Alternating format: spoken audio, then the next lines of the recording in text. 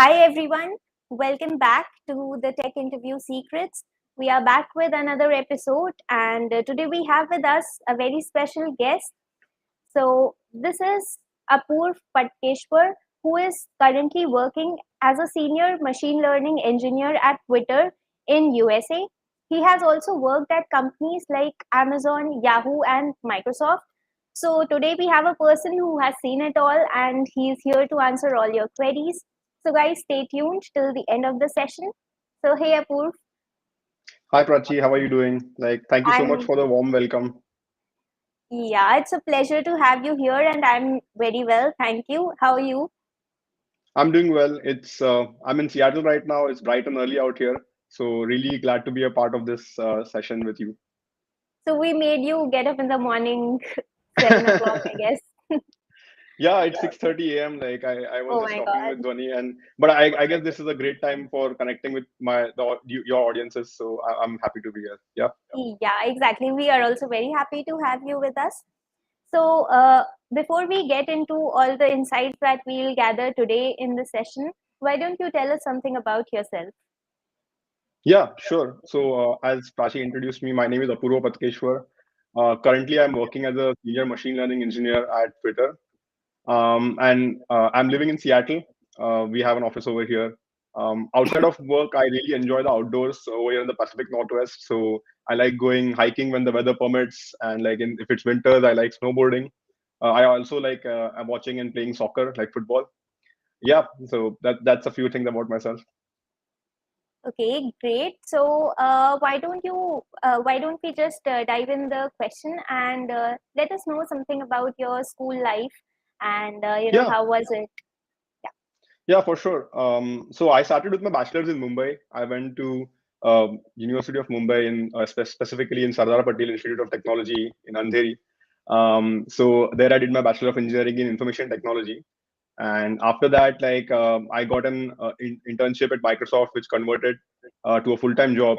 And I decided to pursue that job for a couple of years. After finishing that work, I wanted to pursue my master's. So I did my MS. I went to NYU, New York University, in their math school, which is the Courant Institute, and did my master's in computer science.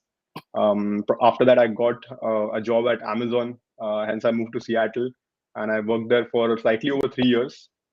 Specifically in Amazon, I was working in Alexa and speech recognition, and that was kind of my transition into the world of machine learning, trying to get more interested in that. And the opportunity from Twitter came in, and so I recently actually joined Twitter. It's been just a month at Twitter for me, so I'm fairly new. But yeah, that's kind of my educational background. That's great to know. So what do you think competitive programming played a role in your entire career? I think it was great to get started and get me interested in the whole idea of programming. I didn't have any kind of coding background before starting at my bachelor's.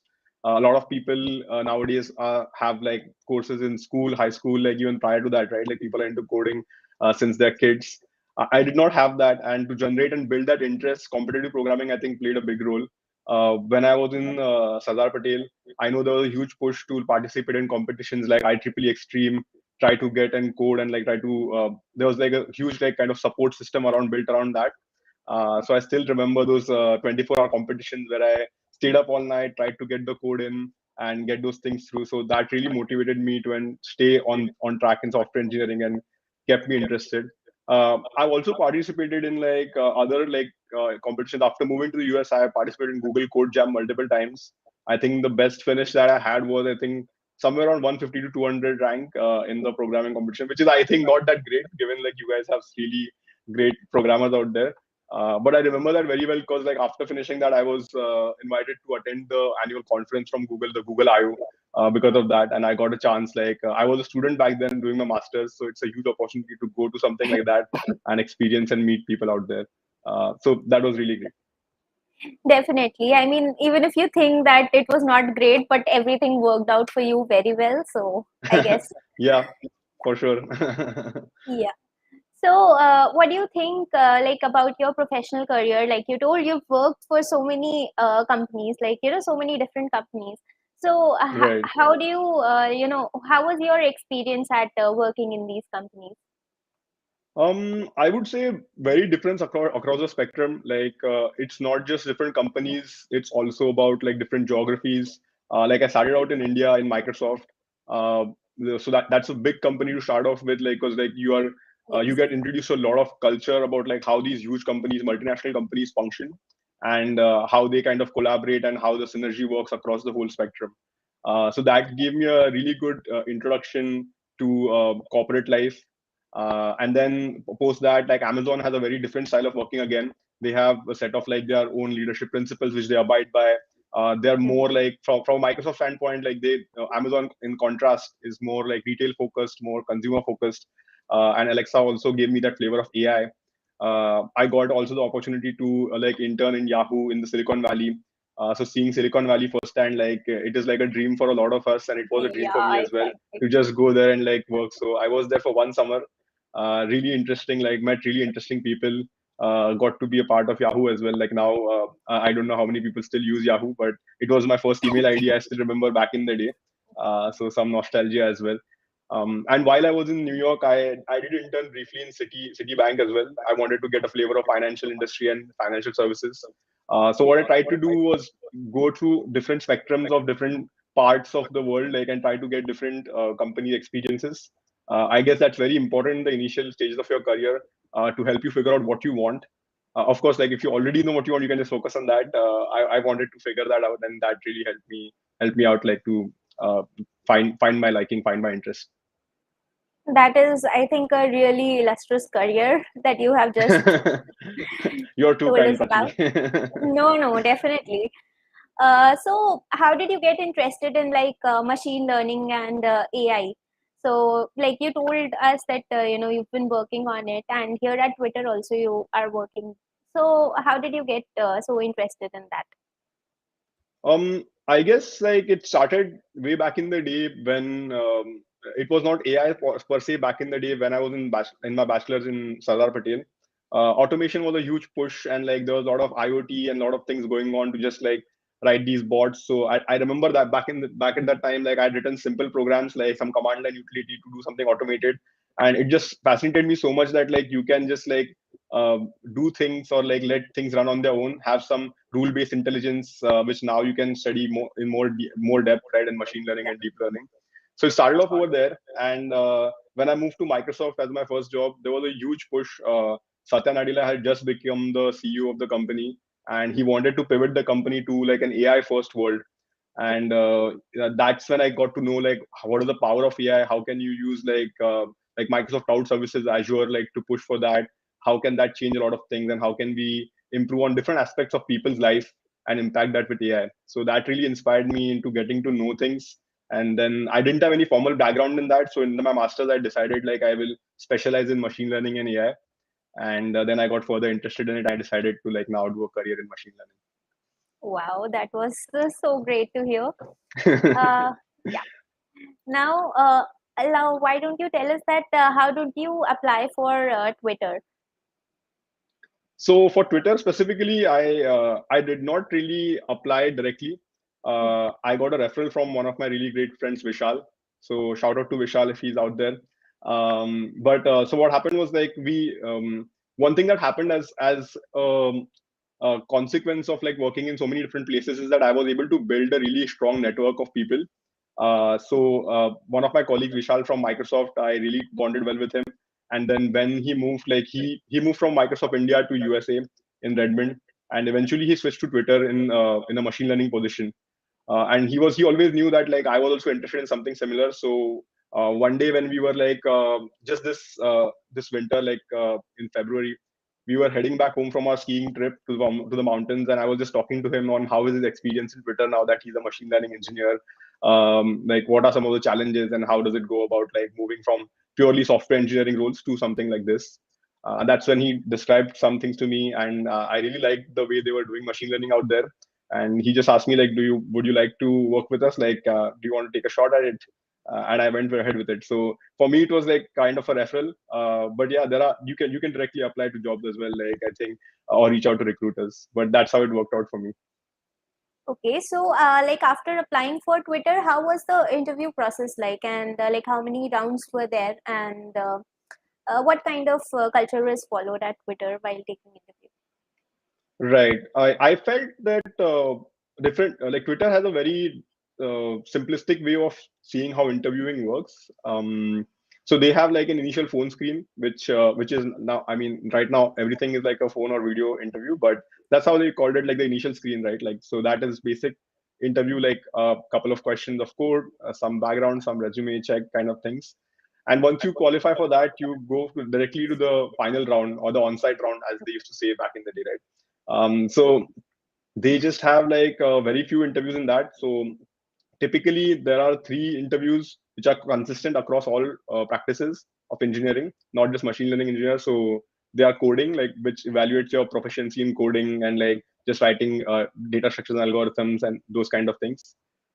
Second one is like the behavioral round, where like you have to, like, they ask you things about your past, what you've done so far, and like what are your experiences, what are the skills that you're bringing to the table, and they in a way follow this thing called top grading, which is going through resume and like seeing if there is like substance within the resume, and whatever you said, how much in depth do you know Mhm. the things you've already done. So that's the behavioral round. And then the third one is more of a design round, like a system design round. This might vary based on the level and based on the role and experience. But I think even at the very beginner level, there is a design round for object-oriented design. So you have to design a system which is a little more scalable and beyond the scope of one algorithm or one function, right? And how can you go about doing that? So those are the three basic rounds. I falls like if you apply to slightly senior positions, there's one more round called as the deep dive round, or retrospective round. What happens in that round is basically there are no questions as such, but you have to come prepared with a project or like something that you did in a company or at school by yourself, and then present that out as if you've done the project, and like what are the results of it, starting from like how you planned for it to all the way to how what are the results from it. And then people will probe you and like try to figure out how things work out. So that is I think an optional round, depends on like if they introduce that. But as you see, like just a couple of coding rounds, not too many rounds. Like they want to just figure out different data points from you. Specifically at Twitter, one of the things I noticed is that they have two-on-one interviews in which there are two interviewers which interview one candidate. So every round that you have will have two interviewers. It is kind of intimidating for some people. I would say it's fine that they do it to avoid bias in their process. So Yeah. if two people capture feedback, they just want to make sure that happens. And mostly one of them leads the interview, and one of them kind of like also is a secondary. So that's how it works. So that's how it worked at Twitter. For machine learning specifically, the system round, the design round that I mentioned, would be based on machine learning instead of just software design. So the design Okay. would be on machine Okay. And if it's not a machine learning role, then it would be a simple like software engineering design interview. learning. Right. That's correct. So, what is the duration of these interviews?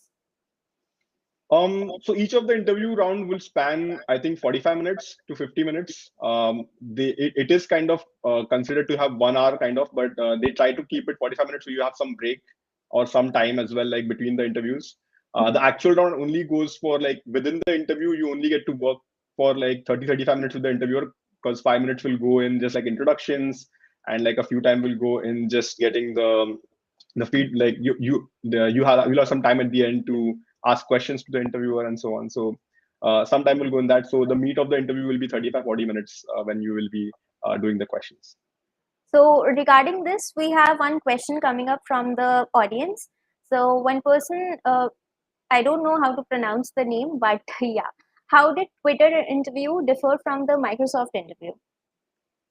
So quite a bit from across these things. So one thing I noticed was, as I said, like Twitter interviews are 2-on-1. So that was one of the major differences. It's just one person interviewing in Microsoft. And in Microsoft, the interviews there are more coding rounds. So the interview process over there involves 2-3 rounds of coding. So I guess that is a way of theirs to make sure that even if you like don't do so well in one of the coding rounds, they can get the signals of your coding strength from other rounds. So that's how that works. And they did not have any round based on the deep dive or the retrospective round, as I mentioned, like that Twitter had. Mhm. I mean, it has been a while since I actually gave the Microsoft interview. It was, I think, 7 years back or so. So they might have changed process now in the meanwhile. But those are a few differences I noticed between Twitter and Microsoft. One thing I like to say is that Twitter interview felt more like a conversation just to like discuss things, because it is kind of three people now, so it's like a group conversation, a Yeah. discussion sort of. So it becomes that way, kind of like if you don't take too much pressure about like two people interviewing you, you kind of feel at ease and you work like a team, like a small team, and work together in a collaborative fashion. So that's what I felt from the Twitter interview, contrasting to the Microsoft. That's very nice. I mean, I think that's a very great culture that we are just conversing instead of taking an interview. It sort of creates such a pressure on the candidate when when it's not the case. So yeah, Right. we'll be moving to the next question. It's from Mubashra Falak. How did you crack the Twitter interview? Please tell us about the interview process. Okay, this we have already done. So maybe we can skip this question and go to the next one. That is from Arpan Gupta. How is the coding interview different from competitive programming? Key points that the recruiter look for in our code while hiring. Right. So I think two different things. Recruiters are generally involved before the interview. So they are people who will try to like shortlist the resumes, try to get you prepped up till the interview. So they are mainly they involved in trying to screen your resume and try to like make sure you're set up for success for the interview. So that's kind of their job. While during the interview, the question was I think about competitive programming and how that impacts the what are some of the things that how the coding interview differs from it. So competitive programming, I think, focuses a lot on speed, which is great, which is similar to interview because you have to have speed in interview, but it focuses on getting to the solution faster and just getting the test cases fast within this amount of time Yeah. allocated to you. So those are some of the things that you focus on in competitive programming. Whereas if you think about interviewing, right, you also are working with someone, so they want to see how you work. It's kind of a short test of like how would you perform in the real job. So it's not just about getting the right solution. It's about like thinking out loud, talking your thoughts, like working with the interviewer, taking the hints, taking the feedback, incorporating that, writing something that is maintainable and not just like for that one purpose, but something that can be extended if possible. And also like figuring out like where will the situation or this particular solution fail. So some edge cases, like because not any solution is perfect, right? So where will this work best for? How will you scale this to like a larger system, or what are the demerits or like some of the things bottlenecks for your solution? So a lot of different aspects go into like this whole interviewing process rather than competitive programming. So they are kind of different things, but also like some of the things, like I said, right, you have to have the speed in competitive programming. You also have to have that in interviewing. You have to come to the right solution. But along with that, so I would say interviewing is like one step ahead and like trying to do more things than competitive programming. The goals are slightly different, but yeah, it's different experience. Okay. So going along with this, we have another question which asks, it's from Yash. So the question is, does wrong answer but right approach help in cracking the interview? Um, Help in cracking the interview. I mean, like it won't hinder things. So again, this differs from company to company, but for the best companies out there, they won't be looking for just the right solution. Rather than interviewers look for a holistic approach all around, in which like how can you come up with the solution? Like, what is your thought process? Are you brainstorming enough? Are you thinking through different ideas? Because a lot of times the problem that is given to you has multiple solutions. It's not necessarily having the right solution. It might have something that is not working as efficiently, but might be more scalable or more maintainable or more readable. So just working through different solutions, working through different ways of doing things, and trying to also code it up. That's the holistic approach. So if you miss out on one thing where you couldn't write the whole code, that's one part of the whole thing, right? Like so, specifically in Twitter, what I noticed that is that they follow a very strict rubric of things, where they have like this points-based system in which they allocate points for different aspects of what things are you doing. So communication, brainstorming, like test cases, all of these have points. So even if you score good in some aspect or the other, you will get some points. And just coming up with the right solution which works might not be as important. This might differ from company to company. Some companies really value and give a lot of points to a running solution which Yeah. works. So it might differ from company to company, but I'm saying it's not like you're straight. It's not going to be a straight no if you don't finish the round. Also, there are multiple rounds, so don't worry about that. So I hope that this answers Yash's question. Now we'll be moving to the next question, which is also an interesting question. It's from Anuj. Can you please elaborate on what percentage of involvement these topics like DSA, system design, and the resume have in the interview process? Right. I guess percentages would be hard to quantify, but let me start off with this. Like having a good resume is very important from the perspective of getting a foot in the door. So unless you have a great resume, you won't get a call back and you won't get an opportunity in the first place, right? So that is important for that. But I mean, nothing is perfect, and a lot of people have this habit of trying to perfect their resume.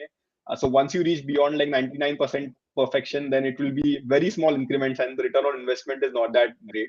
So I would say make a decent enough resume so that you are getting calls. But once you start getting calls, don't try to just focus a lot of time into resume building anymore. Whatever you have is good to go. And I guess we are never satisfied with what we have, so we keep like Yeah. tinkering small things here and there. But I would say invest that time in other things. DSA, for example, data structures and algorithms are like a fundamental skill. So you need to focus a lot on that. That is something which is very essential for all interviews, irrespective of the role or the level of the interview. Like you have to have DSA, which is required. So spend a considerable chunk of time preparing, practicing the fundamentals, getting all the data structures from the simple lists and arrays to like trees, graphs, and complex structures, right? Even the algorithm, right? Like sorting, like things, or like even searching things. Basic things help in the long run. So if you are able to understand the crux of the algorithm, you will be able to build on top of that later, and you'll be able to tackle questions which are more complex, combining different things. So spend a lot of time on that. And I would say one thing which candidates I've seen like don't focus much on is the design aspect of things. The more further ahead you move in the career, you will need to like focus on the design and like building a system design interview. So in that you need to figure out the long term implications of things, understanding requirements from a scale perspective. So those are also some of the important things. So do spend some time on that. I know that most of our audiences might be still in the initial stage of career, so probably focusing on data structures and algorithms would be the best advice to go with. Yeah, that's very true. I mean, data structures and algorithms are they are like the backbone of every software engineer, so that is a must. Right. And kind of like they teach that course in the first or second year of college. So by the Yeah, time you're in the interview times, you tend to not remember all of that, and you are like trying to get back to those old books and try to figure out, oh, what was the algorithm, how do I do it. So definitely focus on that. Database is another thing which you should spend some time on. Not all companies need that, but have some basic idea of that. You don't want to be in a place where especially for like web development, right? Like you want, or like some kind of backend roles, you want to know databases as well a bit. So yeah, just keep that in mind as well. okay, that's very insightful. So next question we'll take from the audience. It's from Farhan. The question says, does the college rank matter in getting internship or placement if I have a good rating in competitive programming? So college rank in terms of so it's a contrast between is it better to have a good CGPA or good rank on competitive programming? Is that the crux of the question? Is Yeah, that what I you're think doing? that is what the question is about. I would say it's obviously it's great if you have both or decent in both. Yeah, But college rank is something, or the CG is something that you work on for years and it's hard to improve. Like so, if you're already good in it, then I'm assuming you would be good in competitive programming as well. If not, you can try competitive programming, but that is not going to be a golden ticket to all interviews or all kind of rounds. It is, you can think of it more like a learning experience on which you get to learn and get to code on different things and get practice. So that is more where I'll come from. You At the end of the day, you need a very holistic resume with a lot of different things, right? Not just your credentials, but maybe some kind of awards or some kind of experience from internships. You need yeah, maybe some kind of like leadership positions.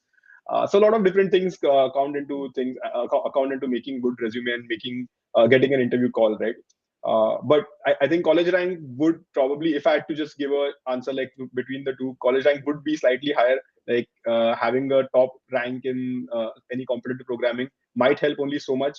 But interviewers know, or the recruiters know, that like it takes a while to get the high CGPA, right, and maintain it there. So it goes a long way if you're able to like maintain that as well. So yeah. okay. So I think Farhan, that answers your question. Moving on to the next one, it's from Gaurav. He wants to know that what type of projects should we focus on to make a good impression on the interviewer. That's a great question. So this is this during the interview process while talking your projects with the interviewer. I guess that's what we're going for, right? Um, so Yeah. in terms of your projects, I would say focus on the projects that are related to the job that you're doing, to you're applying to. So you might be applying to a job where, say, for example, I've applied to a machine learning position. But I had projects which I've done in, say, web development or like doing front end or Internet of Things. I could discuss those as well with the interviewer, but it would be more important, or it would carry more weightage if I discuss something that is relevant to what I'm applying to. If I discuss something which is maybe not at a huge scale, but it's related to machine learning, that might be something that can let them know on how much I am building my chops in machine learning and how much can I contribute in that domain. So I would say something that is definitely related to the job you're applying to, and at the same time, I would say something that has an impact. And what I mean by impact is that it doesn't need to affect like it doesn't need to productionize or something, but it should have some kind of measurable outcomes. So you should be able to say that I did this, and maybe I did some user research survey, and this much of the metric improved, or this much of the things improved. Like this is how it will work in the future, or like if we continue doing this, this is the trend we are seeing in our in the growth. So it can be different. If you're already working somewhere, it's easier to measure impact with the metrics that you have. But even in colleges and projects which you have, think of the long-term implications. Think of like how would this change things? How would this impact if it goes live? And try to measure some of it. Like maybe do a short user survey with your colleagues, your classmates. Try to figure out how this can go and impact. And thirdly, I think projects in which you have been the leader, or you have been the lead or the person who is driving the project, that matters a lot. Interviews also kind of a soft assessment of your leadership skills. So they want to know whether you are being able to lead the project. And by leading, I just don't mean that you have to be the first person on the paper or the project name. You can lead in different ways, right? Like you can lead in your own component by coming up with some particular expertise, bringing something to the team. So show different leadership experience and talk about that on how you did that and how you contributed in those ways to the project. So that would be the most interesting things for the interviewer to hear. Yeah, I think that is such a good advice for everyone, that this is a question that people are very concerned about, because project is something very important when you are giving interviews. So I think Right. it's great. Uh, the next question is from all the second year students. So they want to know that how should they begin and where should they begin their competitive programming, or you can say the interview placement preparation journey. Right. Um, I guess like start small and get something rolling. A lot of people keep thinking on where should I start and try to figure Yeah. out the right place, right portal to start competitive programming, or the right place to start practicing the interview questions. Okay, which ones should I do? Don't spend too much time in that. Just get started with something, maybe something you like, so you keep interested. You're interested in the process and you keep going. So that's basically that's how it starts working. Regarding feeling prepared as such, it is something which is a little subjective. It might feel different for different people. Mhm. uh, for me personally, I there's no time where I feel fully prepared. I think I could still do more and get better and feel more prepared. So one thing that I feel is that just go for it. A lot of times, just like starting doing things will make you feel better about it. You will build up your confidence, and it's just like any other skill, right? Interviewing is also a skill. The more you do it, the better you get at it. One quick note that I have is that don't try to interview with companies that like kind of your dream company or something the first time you go for it. Like it's fairly possible that you might feel prepared, but after going through the experience of interviewing, you will figure out what things are missing out. So just doing it in theory doesn't work. So you go for it, go and do a few interviews, and then probably go for the take your best shot. So start doing competitive programming or interview preparation as soon as possible. Don't waste time. Start small and get it rolling. Yeah, definitely. And if you just keep on doing little bit each day, then on the day at least you'll feel that I have done something along the Right, way. right. Yeah. So the next question we have is from Alia Rehmani. How to start with machine learning and what is the roadmap for that?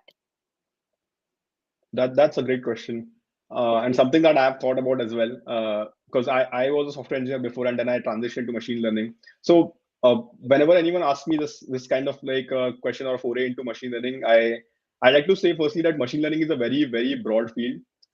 We think of it as one kind of concept, or like it's like the buzzword ML AI, but it's a very huge field based on like, and it has a strong fundamentals of statistics and mathematics. So it's built on top of that. So that's where kind of you get started. You should like be comfortable and like mathematics, statistics a little bit at least to get started with. And I would say like to get it started, you can take some intro courses. This can be something that is offered in your college already. So you might want to enroll in Introduction to Machine Learning or Machine Learning 101, some kind of course like that.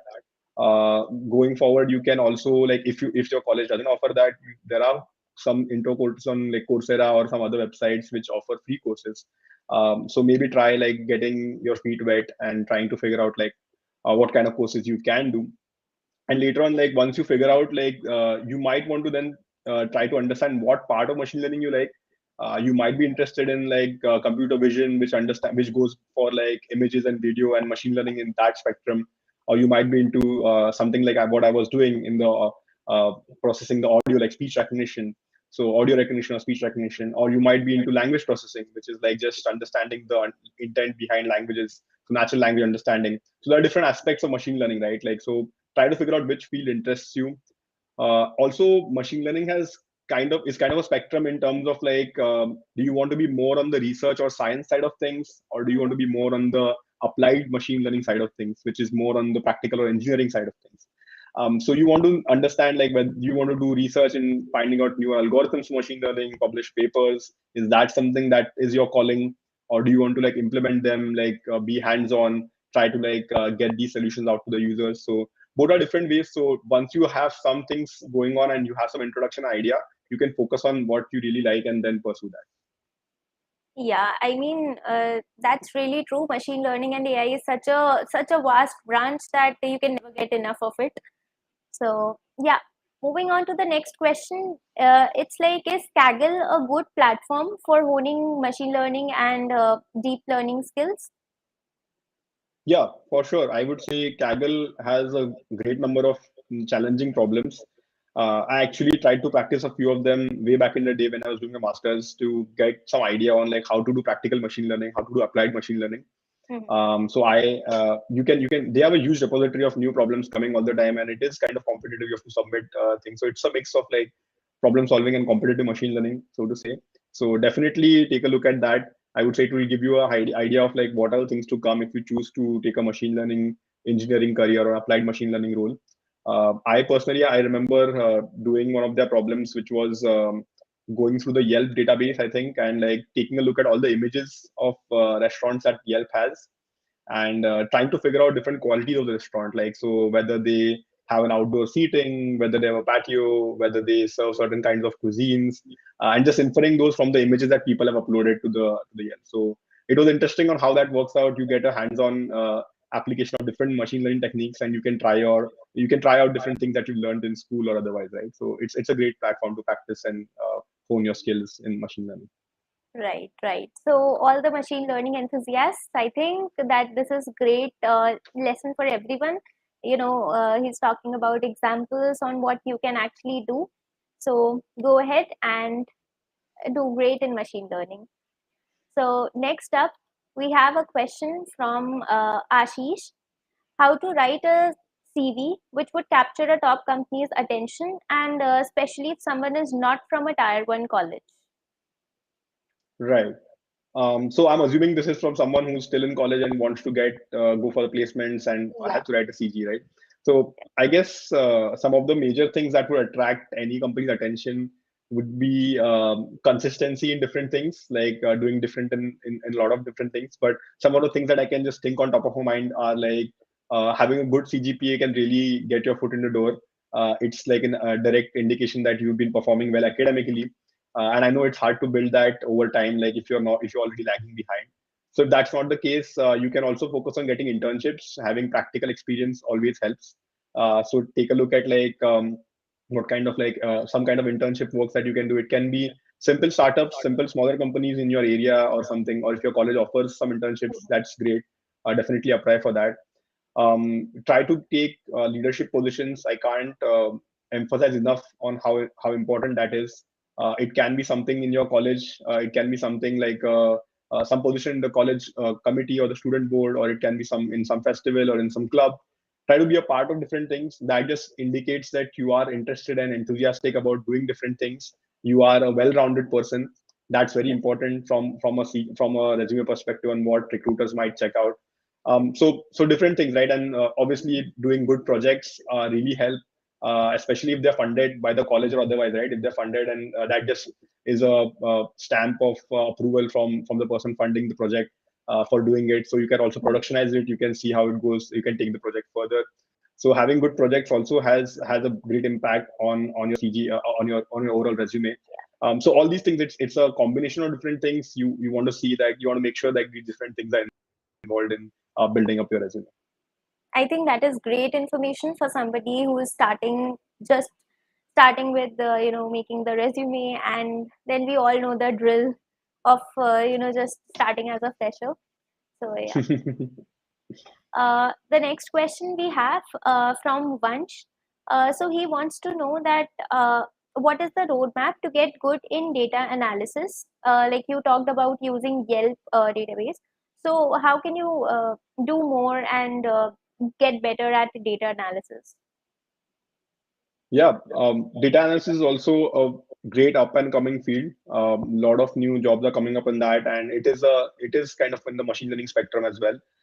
So for data analysis, I would say start with something basic. You can do data analysis with things which you learned in college. Believe it or not, you can use SQL or some kind of like a database tool and still do analysis with it. But there are more modern solutions. You can use Tableau or some kind of newer solutions like R or Python are good tools to learn. So you can manipulate data. As you get more interested and more skillful in this, you can try building Jupyter notebooks, which is like a great way to introduction to machine learning. In which it's like a place where you can write code and write documentation also about it, and like share with people on what things can be done and how they are working together in smaller chunks. So that could be a great start into understanding how data analysis works. Once you reach that stage, there are ways to take further. You can go into, say, big data analysis. There are tools like Hadoop and Spark, which can give you a good understanding of how things work nowadays. Understanding how the scale of data, basically, right? Like how you can handle large amounts of data. And once you've done that as well, you can maybe try to handle different kinds of data. There can be streaming data, which is event-based data, or you can try handling batch data if you have a huge amount of data in your warehouse or something. So different aspects of things, from very beginner level, like writing a SQL query, to all the way to like doing analysis with streaming data and batch processing. So you can use that as well as a foray into like more data-oriented data science fields. Okay, so that is a lot of information. Now we'll be moving on with the next question. So it's by Divya. Why did you want to work with Twitter? Excellent question. I actually asked this question myself before joining, because I wanted to know what is it that really gravitates anyone, right, towards like a particular company. So before joining any company, I know like sometimes you might not have an option to like join or not. I just applied out of the blue, and it was not really a very pre-planned level, pre-planned way of doing things. But definitely, I would say before joining any company, try to ask yourself this question, like on why do you want to join there, and what is it that you're looking for to get out of it, right? So for me, specifically for Twitter, I think I found their culture really great. Like they have a very good company culture. Like it's very feel good sort of. They have like their motto is like to serve the public conversation. So basically to provide like a free and open space for everyone to talk. So it's not focused. Twitter as a company is not focused too much on like just trying to go there and get customers and make money, but they're also doing some good thing for the public, just providing a platform, so to speak, so that everyone has a voice. So I really resonated well with their overall motto. And after talking to people in the interview, I got to interact with a lot of people after the interview as well. They were good that way, accommodating my request to just like speak to more people. And from everyone, I figured like they had a really good vibe about themselves. They were really welcoming. about people. They were very inclusive, and they wanted like to get to know about me as well and how I can grow in the role. So overall, I felt like it's a great environment. And then obviously, like as I mentioned, I got a referral there, so I had already a good recommendation about their amazing machine learning department. They have a lot of thing going on and making things open source, which is great for the long term. So very like in short, I think very employee centric company, great benefits. They also focus a lot on mental health, especially during COVID now, where we are sitting at home and the lines between work and life have blurred. They really want to make sure that you are not burning out, and that you are as an employee, you're feeling good mentally and physically both, and performing at your best. So I thought all in all, like really good culture, like where I can grow and thrive as a machine learning engineer. So yeah. I mean, sounds like it's a wonderful culture and environment at Twitter. And I'm sure that after listening to you, many other people would want to work there. So, guys, definitely start your They are more than preparation welcome. today. Yeah. So, for those of you who must have joined right now, we are doing an AMA session with Apurva Patkeshwar, who is currently a senior machine learning engineer at Twitter. So, stay tuned. Now we'll be going to the next question. It's from the audience. How do we get notified of a job vacancy in big product based companies? Most of us don't know people who would refer us.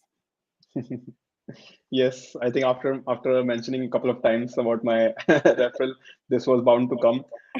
But I would say best ways to get to know about job vacancies are directly following their portals, their career portals. Keep a track on that.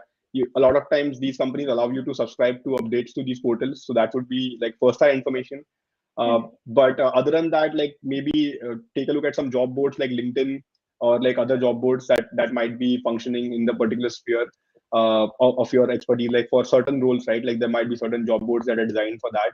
So definitely keep a track on that, on what are the things that are opening up. For big product companies, usually there are always like these generic openings as well. So if you're not interested in working for specific teams, you're open for a general interview, you can always go for that, and then after that they can match you with a team, or you can figure out which team you want to work with.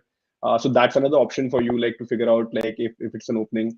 For smaller companies, it's a little harder because they have limited positions, and they might keep fluctuating from a day-to-day basis. They're not hiring at that scale, so it might be different. But I think the question focused on big product companies.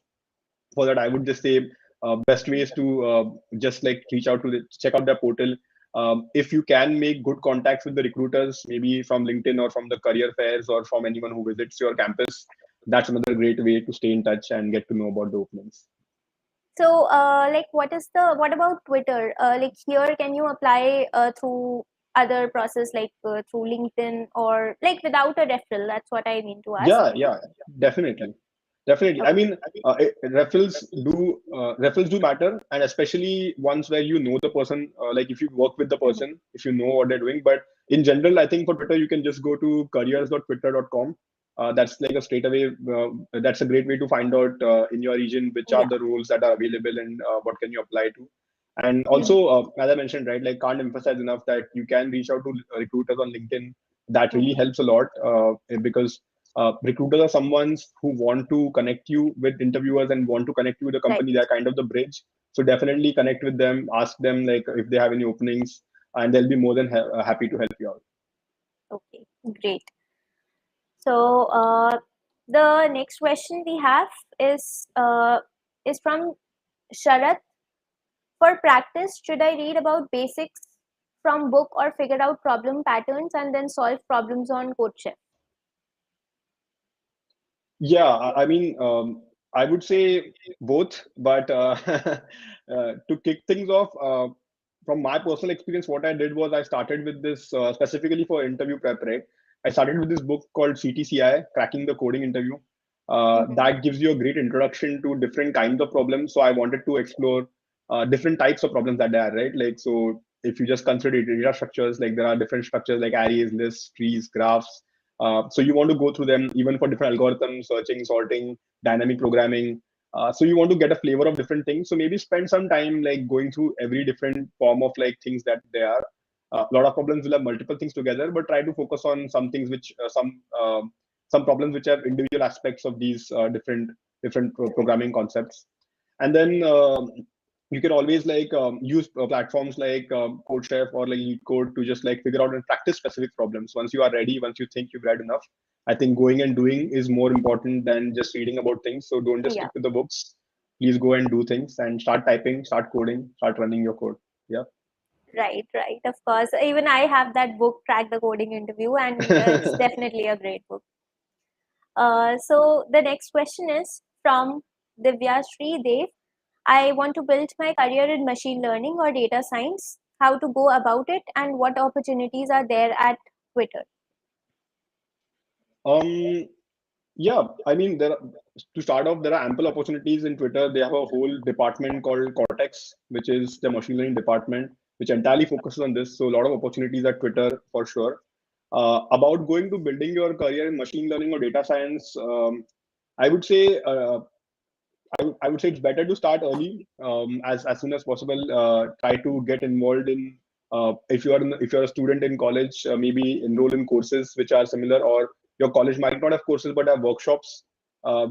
which are just trying to get you introduced things.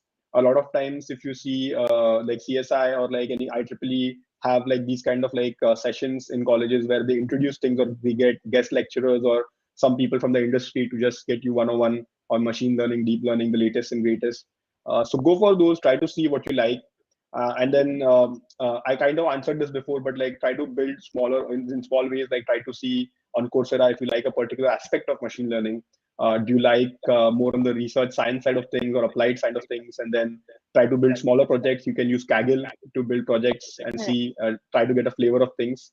And that's how you can slowly build your career, right? Like you can also maybe try to get an internship. I know it's harder to get directly a machine learning internship. Maybe some kind of data analyst or data engineer might be a stepping stone.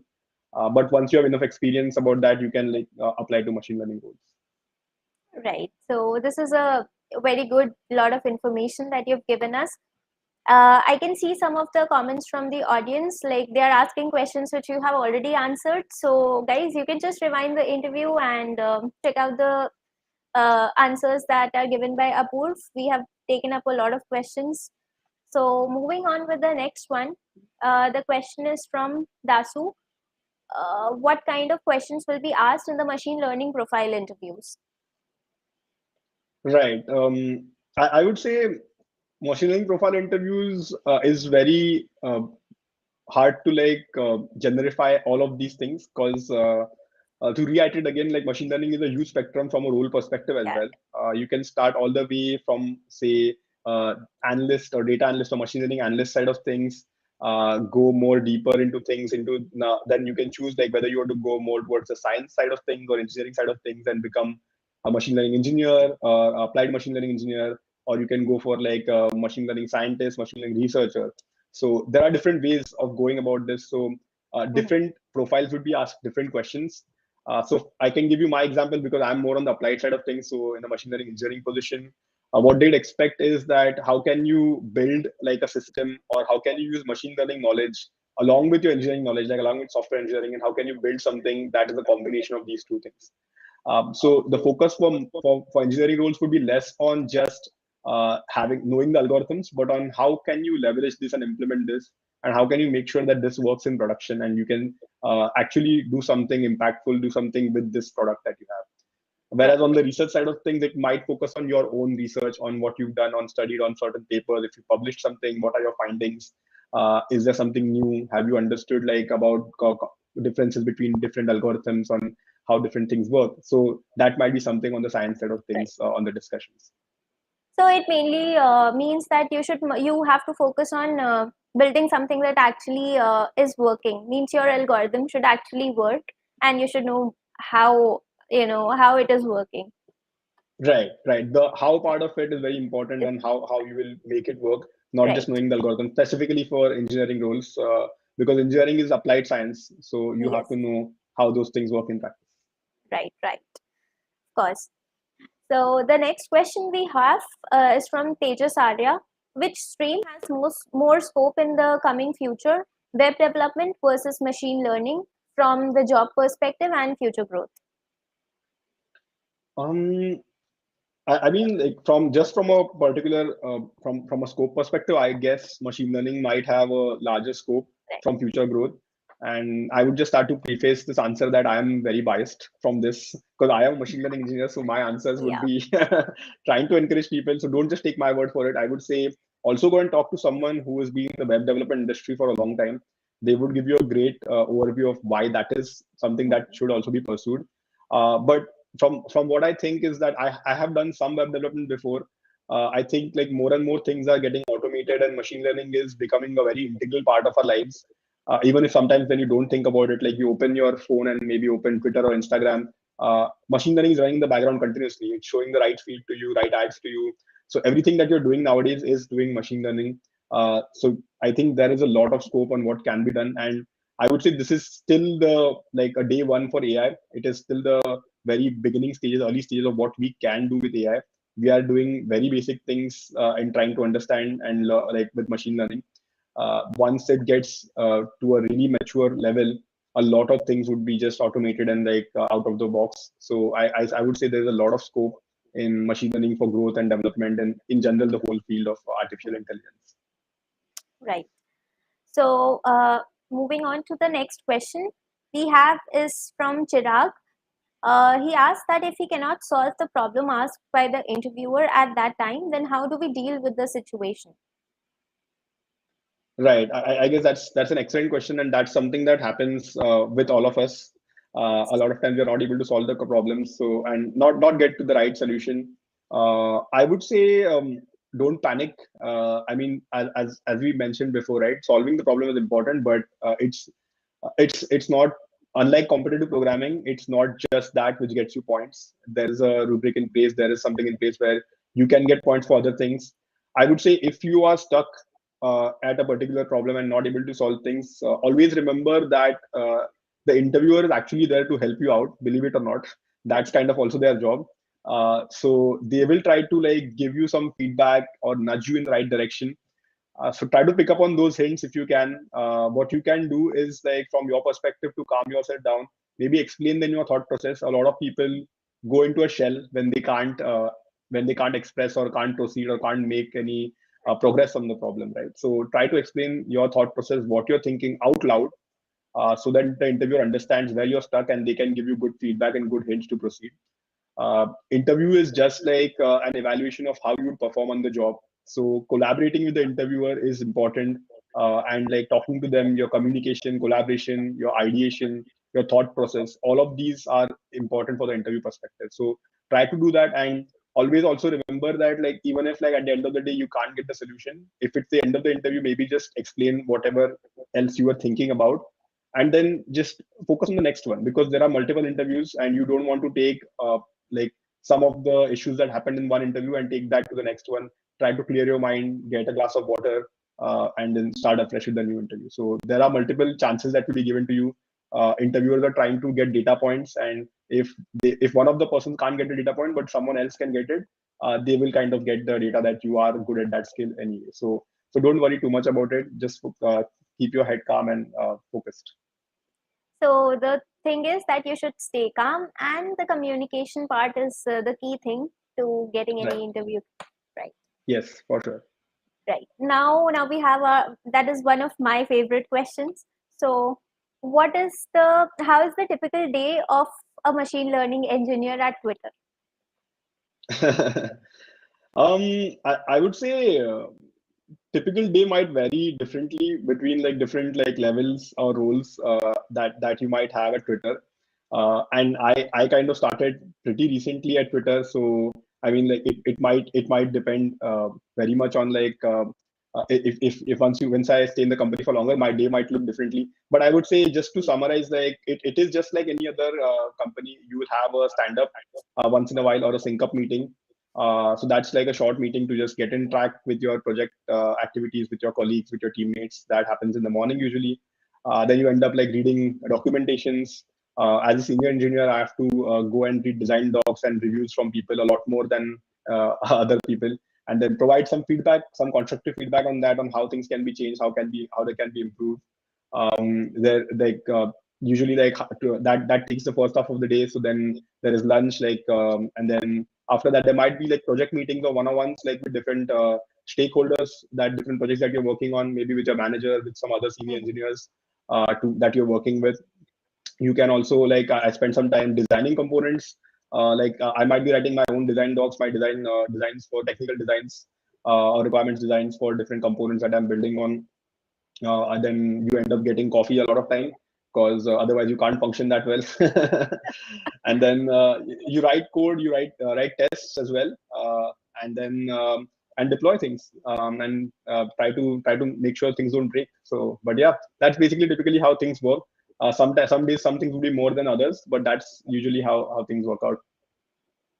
Right. So I can see a comment here from Simon that this was the most informative and interview centered session. Save it on your playlist, guys, for the future. And I think really it's a great session that we are having. It'll Thank you, benefit a lot of Simon. people. So the next question we have is from, okay, the next question we have is from Iranga.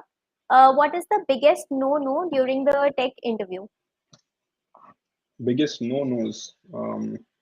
I mean, there are some very obvious ones that I can think of.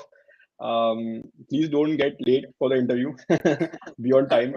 Uh, yeah, you would be surprised that that might go a long way, because that's the first impression you're making on the interviewer, right? For the job you're applying. Don't get too a lot of times like this can happen. So strict no-nos would be, don't get aggressive, or like maybe say something that would insult the interviewers. This specifically is for like people in more senior roles. You see sometimes that because of like certain demographics, you might like say something which you might not intend, but might be aggressive or insulting Correct. to the interviewer. So obvious ones, like try not to do like any of these for sure. But like some less obvious ones, subtle ones would be, don't go silent. I mean, like you would be surprised on how many times this happens. I used to be interview at Amazon. Like I used to be an interviewer at Amazon.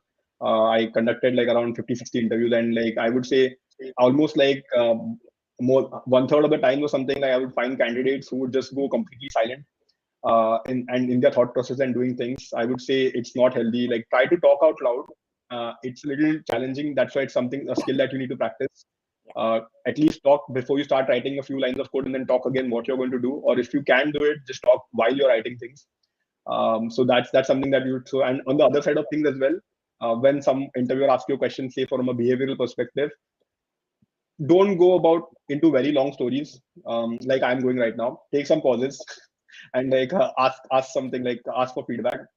Maybe take a quick pause and say, ask the interviewer, do I need to go into more details, or is that the right direction I'm heading into? So that would be Right. helpful in managing time as well. So I mean, some things are very obvious, some not so much, but like these would be certain things that are on top of my mind. Right. So that was pretty great information. And we have talked a lot about Twitter and like how to prepare for Twitter. But you've been a part of other companies as well, like Microsoft, Amazon. So what are the tips that you can give us for cracking interviews at those companies? Right. um I guess every company has different principles that they abide by, and different qualities that they're looking for. And behind the scenes, as an interviewer, they already know these things. It's a rubric they've calculated, like these are the things I'm looking for in the interview. And so if you look at like not everything can be evaluated in the interview, so they try to come up with a criteria which they can evaluate.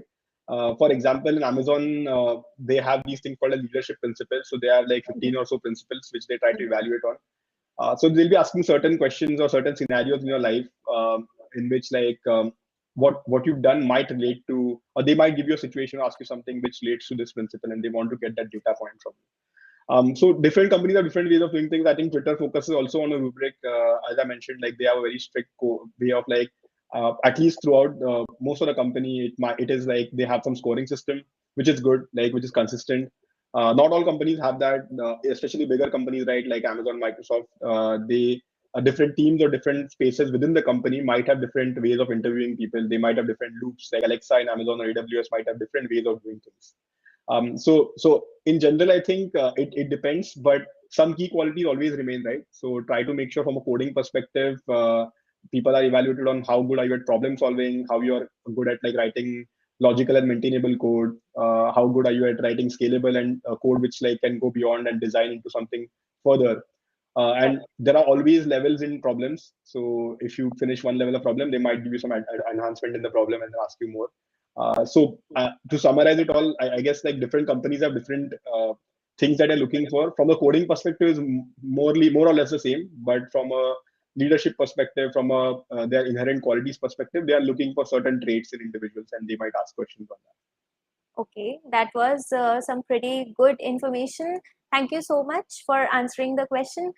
So we'll be moving on with the interview, and we'll go to the next question, which is from Harsh. How and where to practice the mock coding interviews? For mock coding interviews, a great site is kind of Interview Bit. I haven't used it personally, but I've heard good reviews from it. I guess they allow you to schedule interviews with people from different specific companies as well, like who people who interview at that places. So you might get a great flavor of that. But I would say, like since I've not done it, from my experience, the best way to do mock coding interviews is with your friends. You're already comfortable with them, especially if they are also in the same zone where they are also trying to interview. Just pair up with them and like let one of you all can be the programmer, the one of you all can become the interviewer, and like just candidate interviewer and pair it and try it that way. That would be one of the best ways. Like you are more comfortable with people you know, and it can work great that way. Other thing which is kind of sneaky, but which you can do is like maybe apply to more companies and then try to interview with them. Maybe you might want to join them, maybe you are not so interested, but like that would give you a great amount of like interview practice, right? So maybe you can do some more companies with some company, like with real companies as well, and get some experience from there. Right. So that was some good advice. And now that we have a lot of questions coming up from the audience, and we still have some questions left out, so can we please extend this interview, Apurva? Yeah, for sure, no worries. Great. So I'll just go to the next question we have from Yash. What could be the reason for a good competitive coder to mess up a coding interview of a tech giant? That you will be surprised how many times I've heard that. Like I know a lot of people as well who are great competitive programmers and were not able to crack interviews, for so to speak, right? I think the main reason behind that is because we fail to understand that these are very different skills. I would say what you study in college for your exams or for your practicals, what you're doing in competitive programming, what you're doing for interviewing, and what you're doing for your actual job are all different skills. And just like we're learning something new, we have to practice that, right? Like, so interviewing is also something which you need to get some practice on. Definitely, all these things which you've done otherwise would help in that, but it's not just that, right? So I went over this a little bit, but some of the things where I think a lot of competitive programmers miss out on is that uh, things that are important for interviewers. The interviewers are also like code maintainability. Can you write code which is maintainable and extensible? Being from a competitive program mindset, you might want to just get to the solution. You might not think of the long-term implications of breaking down the code into smaller pieces, into more understandable and consumable or readable pieces, right? So that is really important. You might go into a really quiet mode and just code it out. So communication might be something that is lacking out. Your thought process is very important to say what you're thinking through, like what approaches have you thought through. I would say before starting any question, you might want to take some time just to discuss things with the interviewer on what are you thinking, what are the approaches out there. So that's something that doesn't come naturally for competitive programmers. Collaboration is something that is a soft skill that they're looking for in the interview, because eventually you have to work with these people, right? So Right. can you collaborate with them? Can you take the hints? Can you take the feedback? Can you also like incorporate those things? So a lot of different things goes into it. Another thing that I just thought of was like testing. We don't write tests as a competitive programmer; they're already written for us, right? We just like run them. In your job, you will be writing the test, so you should be able to test your code. If you get time in the interview, do go through some dry runs and test cases. Point out the edge cases, point out things which are in which your programs or your code might not work or might not be as efficient or have some bottleneck. Those are things that people are looking for in an interview. So these are the Right. things which don't come naturally as a competitive programmer. So these are very different interview skills. So you might want to like focus on that. Also, like the design interview is a completely different beast, right? Like it's not something at all related to programming. So a lot of these things are independent from competitive programming, and interviewing, I think, in itself is a skill which needs to be developed. So just focus on that as well. And these are some of the reasons I thought like a lot of people don't do well for programmers specifically. I think that was a great answer. I mean, I also always used to think that, how, why, and everything, but you've given such a great answer that even I am surprised that I didn't think about it that way. Thank you, Prachi. So, okay, so we'll be moving to the next question. That's from Akshay and Praveen. What topic of DSA we need to focus more on, and the tips on how to interact with the interviewer in the technical round. Right. Let me take it one step at a time. So for different topics in DSA that you want to take are like I would say basic data structures you always need, but graphs and trees are something that a lot of people neglect Yeah, or at least don't focus on. And I would say a lot of questions would be on that. So definitely practice your graphs and trees like on traversals. Um, because it might not be a direct question, but you can modify questions and come up into that formulation. And a lot of times, the algorithms which run on those data structures are faster or they are well tested. So you might want to focus on that from a DSA perspective. Even from just go through even algorithms, right? Go through some basic sorting algorithms. You don't need to need to do all the edge case sorts like which will work in specific scenarios, but some basic sorts, quick sort, mud sort, heap sort, you should know the understanding the right, basic principles behind them, right? And when I say the algorithms, I don't know. I'm not saying that you need to just know how to write the code for them. Understand what's going behind the scenes. Like merge sort can be used, like half the code of merging the things can be used in different ways as well. So just try to understand the concept behind things, not just like the algorithm. So that's what I would say from the DSA part of things. And on tips on how to interact with the interviewer, think of the interviewer not as someone who is like trying to take a test from you or an examiner, like right, more like a colleague, I would say. I personally think interview is a two-way street. Like being early in the career, you don't see that as such, and you think of it like an evaluation. But it is a two-way street, right? It's like a process where they are trying to assess your skills, and you are trying to evaluate the company and if it fits what you want to do in your life. So it's a two-way street. So try to figure out, like, try to treat them as a colleague, how you treat a colleague, collaborate with them, talk to them about what you're thinking. And just like if like you had a friend with which might be discussing some problem passionately, just talk to them that way. They want to see that you're passionate about programming, how you're thinking, how you're collaborating, and what kind of things can you do like in practice once you finish your thought process. So right, just go with that mindset and talk to them. And that comes to the like with that like follow up would be that after the end of the interview, interviewers end up like keeping some time for us, like letting you ask questions, right?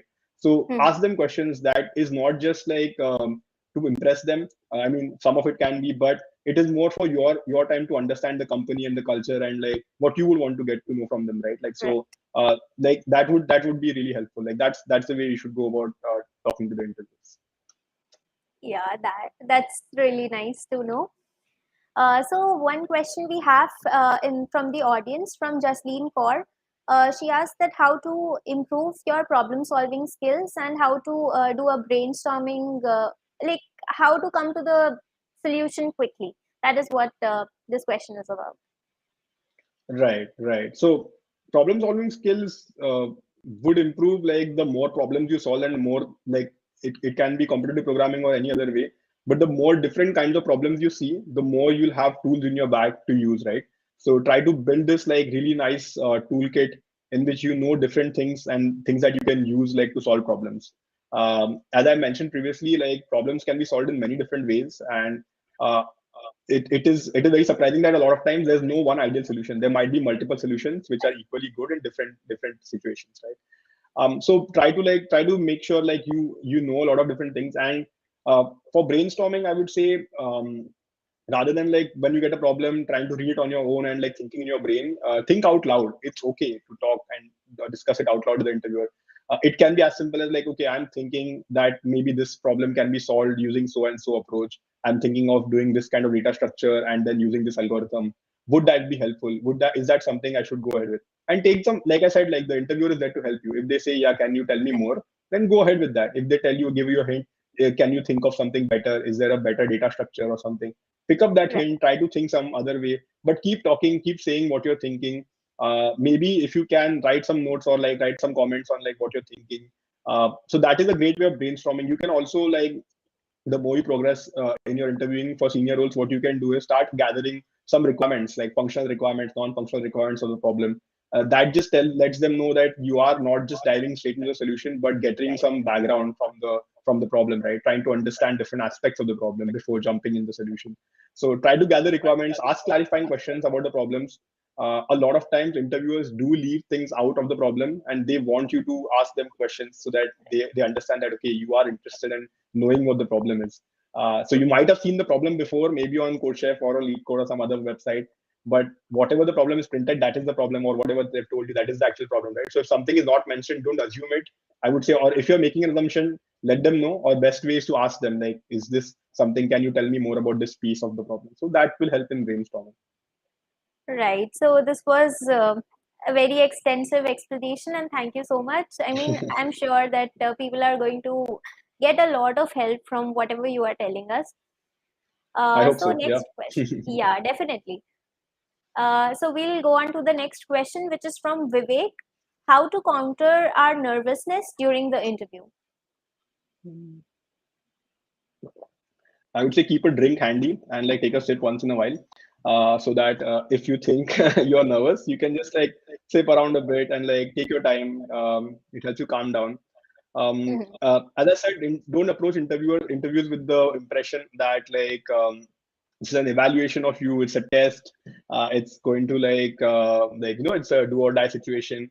I mean, like, just take one step at a time. It's a place where you're trying to understand the company, trying to understand them, and also showcase your skills, showcase what you can do, Right. what you can bring to the table.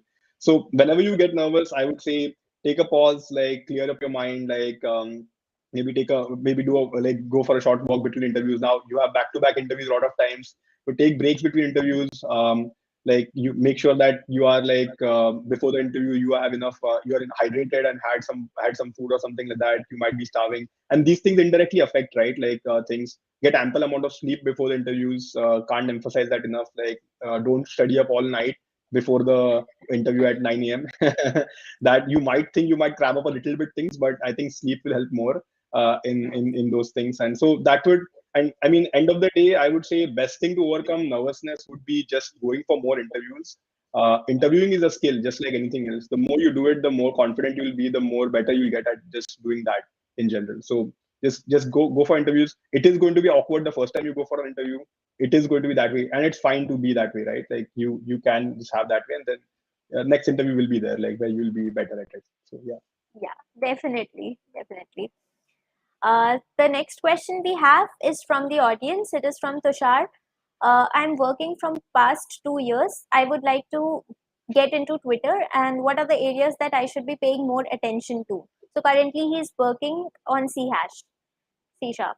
Right. Yeah. So that's great to know. Like, it's good that you've already been working and you have some expertise in C sharp. You're working on that. I would say, from getting into Twitter, there is no specific skill, like, or specific language specifically that you need to learn or something. That is not what is paid attention to. Mhm. Pay attention to building general area of expertise, right?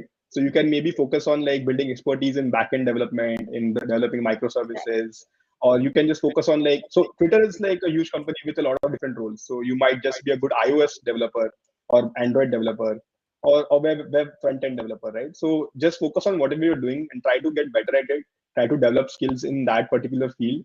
Um, I think, right now, still it's like just 2 years into your career, so you might want to explore the breadth of different things to figure out if you don't know what you want to do. But like, for applying to Twitter, I wouldn't say there are specific areas. You would be like evaluated holistically, like in general, on what you bring to the table. You definitely need to know fundamentals of data structures and algorithms. You need to be a good collaborator, a good teammate, a good future teammate, so to speak, right? So that's what you need to bring to the table. And pay attention to, I think what you can spend time on is like, as I said, there are soft skills that they're looking for. Like, so try to get some leadership experience in the projects that you're doing. Try to do something and deliver on your own. Try to get something which has measurable outcomes, which you can like quantify and tell them. So as I said, like, for more senior roles at Twitter, there is a round called deep dive or retrospective, where you have to discuss your own project, and it's kind of, you're leading the interview, kind of, in the sense, right? Like, for an hour you will be, like, for most of the hour, for 30-40 minutes, you lead the interview, and there'll be a Q&A at the end. So it's like, similar to a defending your thesis or something. So it's kind of that way, that kind of structure. So yeah, try to get some kind of substantial project and build up your resume and skill set. So I think Tushar, that answers your question. And now we have come to the end of the interview, and we have just one last question, which asks that what do you think is the reason behind your success, having worked at so many different places and now finally as an ML enthusiast at Twitter. So what do you think is your success Um, dedicated to? Yeah. I mean, I guess like a lot of it is also goes to luck. I was very lucky to get the opportunity to interview and like to start off my career at Microsoft, to get an internship over there. Some things like it might seem small, but like now in hindsight, I know like how that trickles down and like gets you the opportunity, like gets you more and more opportunities. Mhm. But I think some of the things that go a long way are just like building your network. I would say is very important. Try to get to know people, and right now also in your colleagues, people in your college or in your current company, they might be just your colleagues now, but later on they might be at great places and you might get a nice connection, a referral to some next opportunity that you want, right? So don't underestimate the power of your network. Definitely try networking. Try to be optimistic, try to look out for opportunities. I've seen people get like very stagnated in their current day to day and not look out for new things. Try to challenge yourself all the time. Do work which is challenging. Do work which is like keeps you on your toes, keeps you learning. Be in the presence of people in general who are like really smart, and like who challenge you and who kind of like make you seem that okay, I still need to learn more to get to that. That would just keep pushing you and keep like the growth trajectory going. And don't be afraid to go and seek out things what you want. A lot of times I would say I just went for it and applied and got things done, right? Right. So you might feel that oh, you're not ready, but I would just say just take a stab at it and like just go for it. Things will work out, things will fall in place. Like it just whoever goes and tries for things and asks for things, more often than not, then they get it. So just keep trying and go for it. So the idea is that you have to keep trying. That is the best takeaway that you can have. And guys, keep trying, and I'm sure that you will get whatever you're looking for. So, Apurv, this was a great session. I mean, it was really, really insightful for our audience, for me as well. So, thank you so much for being with us in this session. Any Yeah. last advice that you would like to give? Yeah, firstly, I just want to say thank you, Prachi, for and the whole team for inviting me here. It has been a great honor to come and share my insights with you guys. More than happy to do that. And just a takeaway, I would say for any of these things, right? Like I think there are three most important things which I think are for uh, for interviewing in general. I think, and they are practice, number one, Mhm. practice, and more practice. So all three are practice. Right. So I would say just keep going, practicing things. The more you do it, the better you get at it. And don't be afraid to take up opportunities and just go for it. You will be successful in your career. Right. So, you heard him, guys. Practice, practice, and practice. Okay, so it's time to wrap up the session. So, okay, goodbye, Apurv. And Yep. guys, we'll have another session next Sunday, so please stay tuned, and you can watch all the other episodes of Tech Interview Secrets. They are there on the YouTube channel. So, okay, we'll drop off now, and please like and subscribe to the channel. Don't forget to do that.